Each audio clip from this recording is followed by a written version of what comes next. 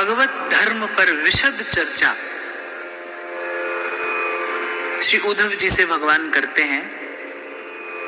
और जैसा भगवान ने कहा कि उद्धव तुम मेरे सेवक भी हो, तुम मेरे सुहृद भी हो और तुम मेरे सखा भी हो, इसीलिए मैं गोपनीय से गोपनीय भी जो बात है वो भी तुमको बता रहा हूं। और वो गोपनीय बात भगवान क्या कहते हैं कि जिस प्रकार मैं सत्संग से वश में होता हूं उस प्रकार किसी अन्य साधन से नहीं होता।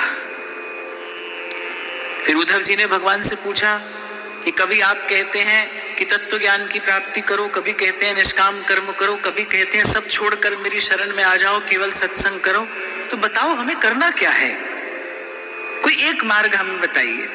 तो सारी चर्चा के सार स्वरूप एक सूत्र श्री कृष्ण उद्धव को दे रहे हैं कि सबसे पहले क्या करना है, सबसे पहले निष्काम कर्म में प्रवृत्त होना है। क्यों? क्योंकि सकाम कर्म करने का अभ्यास हमको है, सकाम कर्म करने के अभ्यास को निष्काम कर्म के द्वारा दूर किया जाएगा। उसी प्रकार जैसे शरीर पर लगे मैल को साबुन से छुड़ाया जाता है, फिर उस साबुन को भी धो दिया जाता है।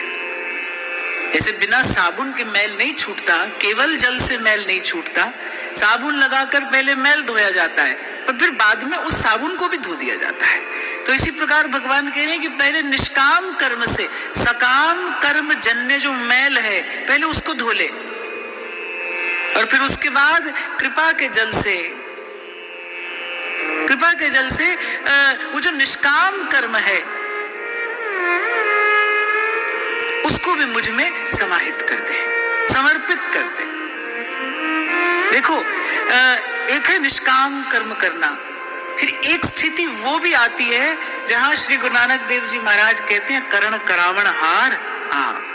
भाई करने वाला भी वही है, कराने वाला भी वही है, उसके अतिरिक्त कोई दूसरा नहीं है।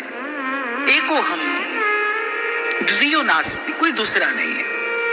मैं कह रहा हूं ये भी उसी की शक्ति है, आप सुन रहे हैं ये भी उसी की प्रेरणा है, सुनाने वाला भी वही है, सुनने वाला भी वही है, जिसके विषय में बात की जा रही है वो भी वही है, उसके अतिरिक्त कोई दूसरा नहीं। एक स्थिति ये है, पर इस स्थिति का अनुभव कैसे हो? अभी तो हम खड़े हैं कहाँ?